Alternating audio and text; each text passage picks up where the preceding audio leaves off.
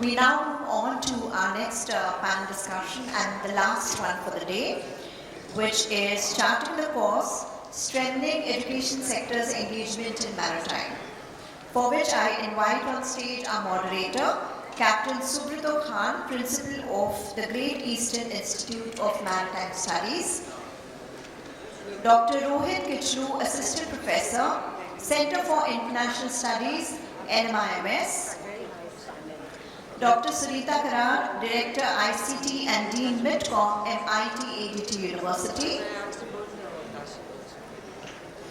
Dr. Kusum Kanwar, Educationist and Maritime Trainer. The last session, of course, for today we have regarding education, how it is going to be connected in such a way that we improve diversity in the maritime field. So, we have two panelists at the moment. I think two of them had been there but dropped out because of personal reasons. Let me introduce Professor Kichlu, who is a professor in Narsimunji Institute of Management and MIS. And we have Mrs. Kusum Kanwar, who's been an educationist for a long time. Warm welcome to them. So, Professor Kichlu, we'll start with you. Being not connected with the maritime industry, probably he will have a different outlook to whatever we have been talking about so far. So far we have been talking about awareness, and a lot of discussions has happened about maritime awareness, where I think Mrs. Ambika has talked about how communications, and Ashutosh has talked about outreach right up till the interiors of Northeast. So that's a lot of work being going on the awareness. But how the education sector can be involved into ensuring diversity is what we will try and touch upon. So, Professor Kichlu, a little bit about yourself to start with, introduction. Am I audible? Okay. I have been associated with NMIMS since last 8 years now. Prior to that, I was into corporate, finance, supply chain, and supply chain side I was there, finance I was there. So that were the major domains I have worked. In academics, yeah, we had a discussion related to the maritime. The important issue related to maritime is among the, education fraternity, the awareness is not there. We can see the visibility of finance, we can see the visibility of tech. More and more students are prone towards getting into those segments rather than maritime. That was the discussion, and I being a part, I get associated with the students over internships also.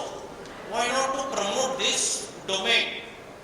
Only the thing is that what I foresee and what my discussion was, that there has to be that visibility, there has to be awareness about this domain in this sector.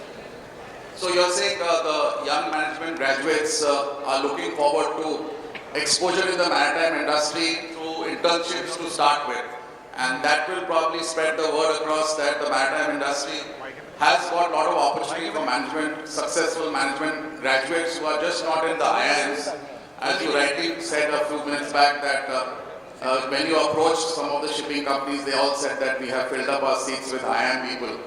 But the other known management colleges also have to have a place. So what can be done more than the internship? How do we connect with NMIS and all the other major management institutes to take this forward? And again, as it being the International Day of Women in the Maritime, how do we attract diversity in the offices in the maritime industry, in the shipping companies?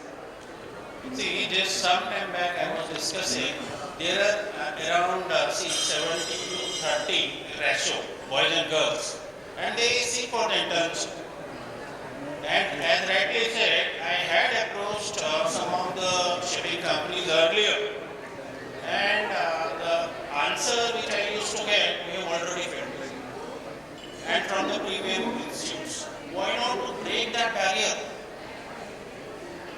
The important aspect is we should have awareness about this domain. We should have some sessions about how this domain works. There's no clarity about this domain in education sector. We can have case studies, live case studies. We can have guest sessions. Somebody from the Maritime coming and interacting with the student, letting them know what exactly the domain is and how it functions. What are the permutations and combinations? What are the important takeaways? That is what I was. We carry forward the discussion to Mrs. Kusum, who has got a rich experience in setting up schools. So, Professor Kishru told us about post-grad. Now we get back to schooling. I think it's very, very important those formative years when a student or a young mind decides about where he or she wants to go is somewhere which is missed out in the maritime industry. As Ms. Ambika was saying that in the curriculum. So can you tell us with your vast experience that how can we improve the awareness at school level? One of course is the curriculum, and any other thoughts in your mind, because you have actually had a lot of experience. I believe you have set up 85 schools and 35 years of experience in the education industry. So that's a lot of time with young minds, and probably you will have something to say to increase this awareness about the maritime industry and improve diversity in the people who are joining sea as well as the other aspects of the maritime industry. Thank you very much for the question. And if this was my school, and I was talking of education and strengthening the maritime education, I would have a lot of maritime people sitting here. And we are talking of a very, very important topic, education. And we are almost like culminating the whole day's discussion. And we have very few years over here or few minds sitting here who want to listen to this. But nevertheless, I think this is the few that make the difference. Thank you so much for the question. So before I start the question, I'd like to just present some data that I have collected. So we have approximately about 7,500 kilometers of shoreline for maritime, 12 major ports and over 200 notified minor and intermediate ports. Globally, we are the third largest in terms of ship recycling by tonnage.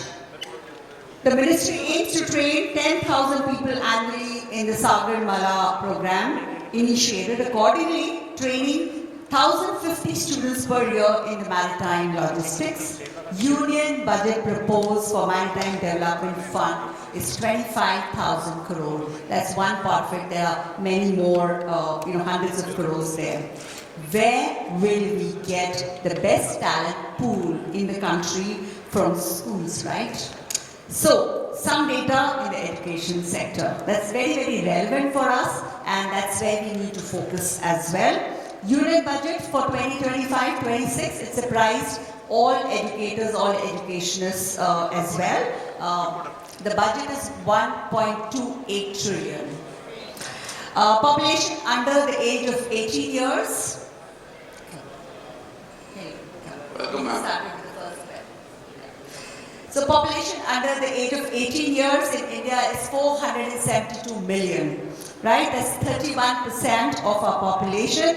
Adolescents, they are our target audience. And we are the largest adolescent population globally. That is 253 million teenagers. India is home to almost 19% of the world's children. So what if we look for synergies and collaborations between the two industries, we can start charting the course. So that's a very important aspect of how we can build in those synergies. But what is our competition today, or the opportunity lost for us is, the AI. Okay, we've got children are not very inclined to merchant navy simply because we are not out there. We are all talking within the industry. I'm a shipping wife, and since 1983 I've been sailing. I'm a sea cadet myself, naval officer's daughter. So I have this blood, this sailing or sea in my blood, and I actually feel really, really sad when we are talking to people about their careers. I also teach at MMTI, gender sensitization and mental health. So when we are talking to the gentlemen out there who come in for revalidation, I just ask them one thing: do we have that kind of pride? Are we proud of what we do, and are we spreading it out, to our neighbors, to people around us? What is the kind of job that we are doing? So are we actually, talking of the success stories? We talked all throughout in these panels today, success stories, right? We need to be out there, we need to hold these kind of fairs. We need to hold events. Unfortunately, about, say 3 weeks back, I've been to 3 education fairs, and that's K-12, that's grade 12 standard affairs. And I didn't find a single education fair promoting maritime education. Even though I had asked one of them, I think she was on one of your panels here last year, a principal, I did remind her, let's have some maritime education. But because there are no takers for maritime education. But why? So we need to start asking ourselves.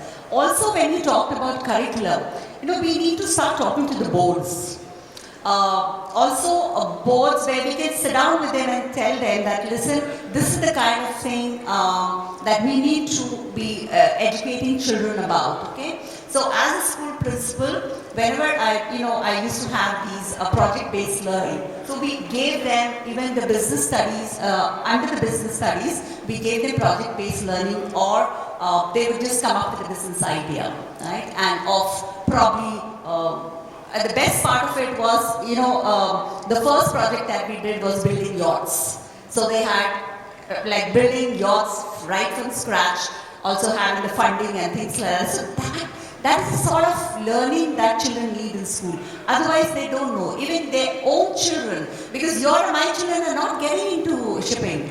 So where do we go? We are getting into hinterland. But why? This is the kind of data we have. We have about 31% of our population out there in schools. So why are we not going out there and talking to them? And consistently inviting educators here. And actually inviting educators and having a sort of a session just for them. So that makes a lot of sense, because all of us are internally talking, which is very good. We know about each other, but we don't know anything about, they don't know anything about us. And even our people, our captains, our seafarers, we are not talking much about. Wo ship mein ho gaya, they say. Abhi our home is a vacation time for us. So, I would end it here and then we can take it up later. I'll come back to you, ma'am, regarding this very apt topic that pride in profession is extremely, extremely important, and I would urge some thoughts on how to improve the pride in profession. But I would like to welcome Dr. Sunita Karar, and thank you for making it just in time. I think she's the director of and dean of MIDCON, MIT, ADT universities, and she has received the prestigious Education Change Making Award in the 50th edition of ICT in 2024. So that's a big achievement, madam. So you are doing different courses in MIDCON, and some of them are maritime courses. So I just have a question that, are you able to attract good talent as per your goals, as per your requirements of the shipping companies? And if you are not, then what steps you are taking or you would like to take to ensure that better talent, especially girls, are coming to this profession and the courses which you are running towards the maritime industry? Yeah. That's a fantastic question. Actually, the madam has already briefed about the challenges in the maritime education. But at MIT ADT University, we have done different practices. that marine engineering can be offered as a major and minor specialization based on new education policy and based on the outcome-based education promotion. And the education is promoted at UG, PG, PhD and diploma level of certification. That is why the students are showing interest in at a different levels. Now this is a private university, and along with the conventional programs, a lot of engineering programs are introduced, like in food technology, bioscience engineering and other engineering programs. The students get exposure to the various programs. They can be a part of various hackathons, they can be a part of various innovation drives, and the students can expose themselves. Obviously the challenge is there, the people are not ready, the people are, every day nowadays the people are willing to be on the gazette, and they want to pursue whatever they can in the do that is in the AC offices, and nobody want to be on the borderlines. That is the fact of the life. But still, in MIT ATT University, we are making it very interesting by offering the post-graduation program for all these engineers. They can pursue their management education, that is MBA Import and Shipping Management, and that is in two different ways. That is in the executive mode also, and it is in regular batches. And that program is solely penetrating with the students. That student can urge the engineering degree, and after pursuing the engineering degree, they can be a managers, they can work as a dockyard manager, they can work as a port shipping manager, they can be a port manager, they can work as a container manager, and that is how the program is slowly penetrating. Students are showing interest, and the captains from the shipping industry, they have helped me in designing this particular program, and that program is making making them to work as managers. A lot of other students are also taking because of the lucrative environment, lucrative and the salary pay packages that is impacting the students if you compare with the other conventional MA grads. That is how it is helping us. Ma'am, But BTech Marine Engineering is obviously a challenge. But now I think there is a new GR came yesterday, I think 2 days back only, and because I think that will help us for the private state university. We can open up the students, we can do the various outreach activities in the schools and colleges, and we can promote, because the Indian maritime sector is really glorious sector, and we are developing, Indian economy is developing, and on that background, I think BTech Marine Engineering will also take the grid which we were missing in last few years back because of the IMU CET norms. That was a norm has been created, but I think if we could conduct our own CET like previously we were conducting it, we do not have any challenge. And I think that is, thanks to DG Shipping for giving this opportunity. We can directly talk to the students, we can find out the physical test, and the number of students can definitely will grow as India is having the huge population, and many other students can work in this area. thank you, ma'am. And you have been the change maker for the year for the university, so I'm sure you will make significant changes in the near future to attract better talent for the maritime industry. That is what the marine engineering. This is not only in the only one program, only one institution on the campus. There are other 17 to 20 plus institutions. The students can mingle with the other students. They can be a part. They can be a part of innovation center. They can be a part of hackathons. And that is how they will really definitely enjoy their career during their college days. Thank you, ma'am. Kusum, ma'am, I think you have touched upon pride of profession, and that is something also which I have been thinking that if you have pride in profession, I'm sure you will be able to concentrate better and focus better and have better goals going forward, which is need of the hour for the younger generation. So, how do we develop this, along with awareness, how do we develop this part also on young seafarers so that they go the distance as well as take up this career with open mind rather than being a career of by default rather than anything else, by choice rather than anything else? So, pride for the profession. There are, first of all, we also spoke of self-motivation, self-mentorship here, which is again very important. Secondly, if we have role models, we have role models who are, we have, guest lecturers like Mr. Kichu said about, getting guest lecturers, talking about the pride in the profession. That is so important, which we are not doing. So even today when we sit here, we are talking of the challenges first, right? We are talking of the challenges, not giving enough solutions, because we think the solutions are with the next person, or we think the solutions will come by, how they come, and it's a slow process. So we have seen so much of hype that happened during Operation Sindoor. What happened?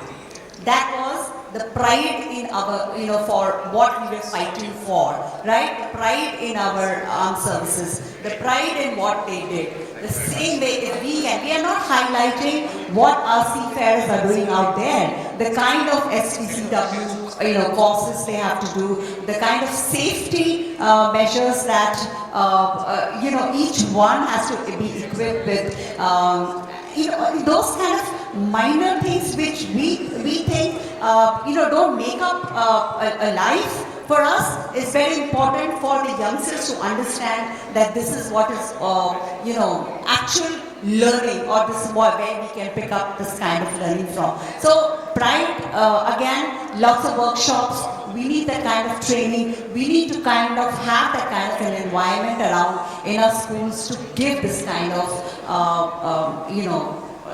about Merchant Navy, about what they do, the kind of life they are leading. Of course, we are talking of work-life balance, we are talking of mental health issues with them, and we are talking of the, it's a hard life, and, we are showing that, the comparison that sometimes I make of the actual commandos when they are in their commando dresses, vis-a-vis our seafarers on board. These are almost similar situations, but we are not making a big thing out of it. We are not giving that kind of a push to the younger generation. See, this is your life. All we are saying is that there are some youngsters, because I also do some counseling career counseling for the older groups, that's 18 years and above. And they say some of them who have left sea life, they come back disappointed, some of them. Why? Because when they joined, they were given this big picture that, you're going to visit foreign land, and, there's going to be so much of money, there is a big posh, behind in the advertisement, and there you are with so many dollars. But it's not happening. Some of them have joined Merchant Navy, or the children join them because they think that they can travel the world. But is it really happening today? So, we need to be very, very sensitive as to what is the kind of information we are giving. It has to be, we are competing, like I said, with data science, we are competing with remote working, we are competing with work from home, we are competing with entrepreneurs. So, to make this job more lucrative, I think we need to find, some really drastic changes, and that kind of pride as we need to put in that in our shipping companies and the Merchant Navy. Thank you, ma'am, and you've seen it all. You've been a naval officer's daughter, you're married to a master mariner, so you've seen everything, all how things have been changing. So, was there pride in profession in the earlier times when probably you sailed and Sarwat, your husband was a young master mariner or something? Was it over a period of time eroded as you see it now? Yeah, so times were different then, and I'm talking of probably 40 years and shrinking. But the kind of officers or the people that come in today, they do not want to talk about shipping once they are back home. They do not want to talk about what's left behind. They do not want to talk about it. But when you meet, you can say the old timers, they always have so many stories to share. There's so many stories. So it's like you meet an old timer. They have, they'll entertain you with the kind of things that they've done, plus what they have overcome, their difficulties, and how they have actually uplifted their the colleagues on board. So that is the kind. That's not something that we see today. I think we are missing that part of it. Okay, ma'am. Thank you. Professor Vishnu, like you just said, the airline industry is associated now with Narsimunji. So, a similar industry, the shipping industry, what would you like? I mean, you have talked about internship. What would you like more for the industry to do so that we become a part of a premium institution like yours and help young graduates, management graduates, or other graduates have a focus or have some kind of a look into the maritime industry, into the jobs available in the maritime industry. Let me tell you that the maritime industry pays very well. So from that point, I think a career in the maritime industry is extremely stable from the economic point of view, from the salary point of view. So what else do we need to do to have a visibility in colleges like yours? Thank you. The important aspect about the students, they don't want to be out of their comfort zone. Okay? Most of the time you will find them on gadgets. Okay? Now to make this thing more attractive, we can have the role models coming and interacting with them. We can have simulations, if possible, to make it more attractive. See, a lot of private universities, I think, are moving towards aviation rather than maritime. What I have observed. So, Towards aviation. Okay. So, what I have observed, there are a lot of private universities. See, it has to be from the both the sides. Hello. It has to be from both the sides. Okay. The initiative has to be taken by the maritime also, and simultaneously we need to educate students to enter into this value. My observation, my experience was really bad. I used to interact with shipping companies, I don't want to name. The positions were already filled by the premium institutes. What about the rest of the resources? So that thing has to be worked out. That thing has to be seen. And we have to really work hard, and we have to work together. As an academic and as a maritime, we have to work together and see and try to work out something which makes things more attractive for students. The bottom line, the customer is the student or academics. And we have to make things more attractive for them. And we have to showcase how attractive these things are. See, it is not the monetary aspect and topmost positions. At the lower level of skill sets, the maritime industry is facing a lot of challenges also. We need to seriously work on that. What is my observation? So one question to all the three of you, like as you rightly said that the maritime, today's students have got different set of focuses. So what is two things which you feel are common between a trade in the maritime industry, anyone joining the maritime industry, and today's millennials or Gen Z, which can be used to sell this maritime profession to the next generation? What is two common things which you feel will be able to attract their attention when they are as far as the personal behaviors of today's generations? First aspect. Yes. The first aspect is the guest sessions, that is very important, and second is the internships. If we provide the internships so that they are familiar with the system, how the system works, then see, this is a word of mouth. Then and only then the things will pass on. And over a period of time, you will see the change. And we have to keep on hammering this.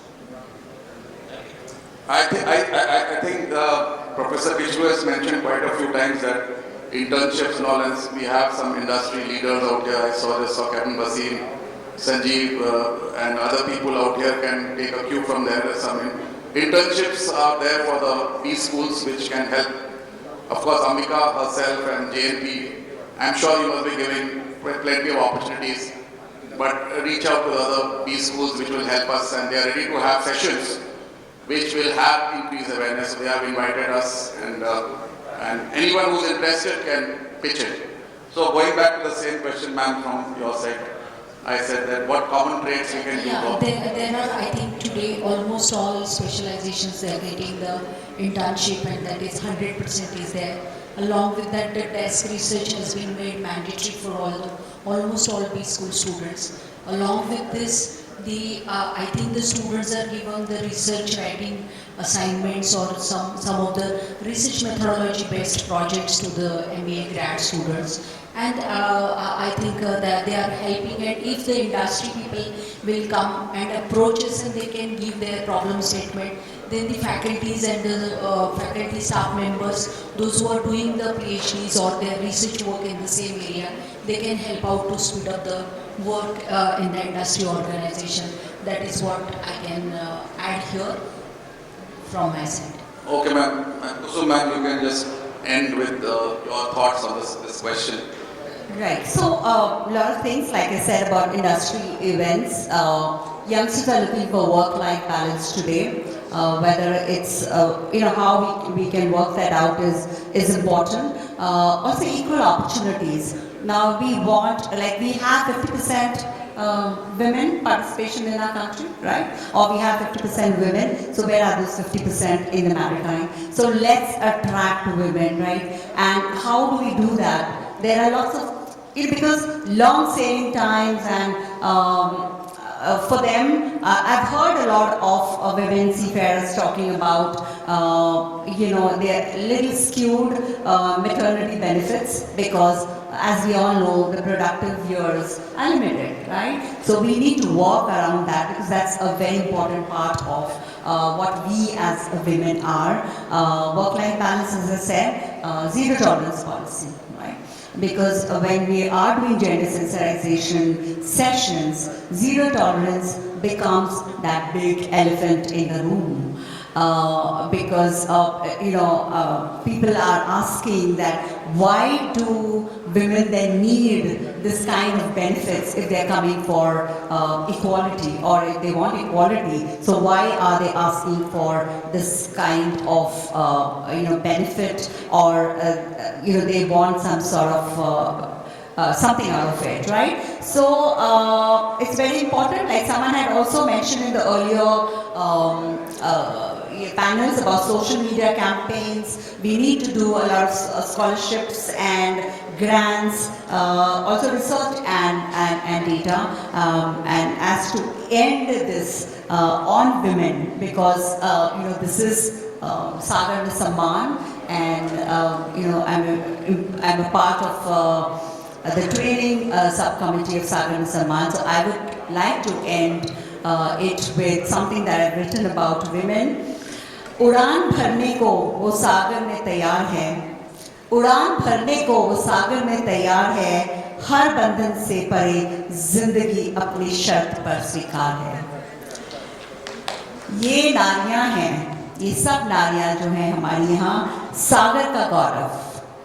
आभार है, अबला नहीं सबला है, और समझने की बस हमें दरकार है। वो नारी है सागर की का गौरव, आभार है। Thank you. Thank you, ma'am, and I think that ends our panel discussion. I would just like to thank Marix for having us over, and of course all the programs run lately by Sagar Mein Samman have been great initiatives. So over to you, Radhika. Unless there are some questions from the audience, we would love to have some questions, if any.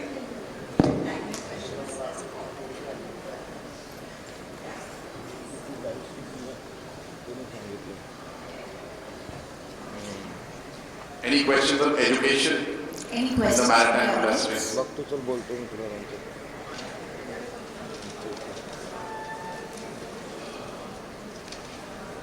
All right. Okay. Please, be there with us. Do we have Donna Fernandez here? Is she around? Yes. So I would request Donna Fernandez to please join us on stage to felicitate our moderators and panelists.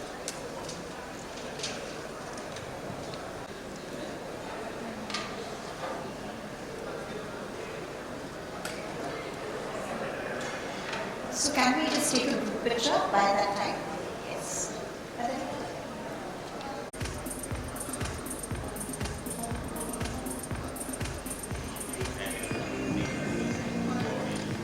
All right.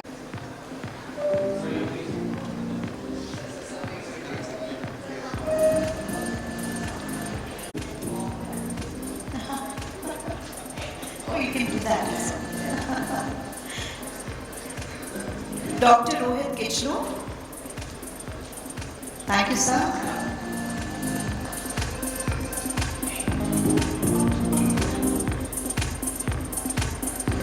Dr. Sunita Karar.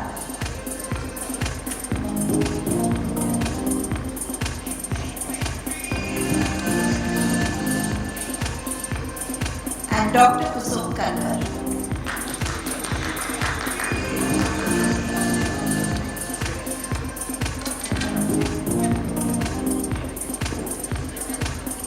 Yeah, you can come ahead for a picture, please. Yes.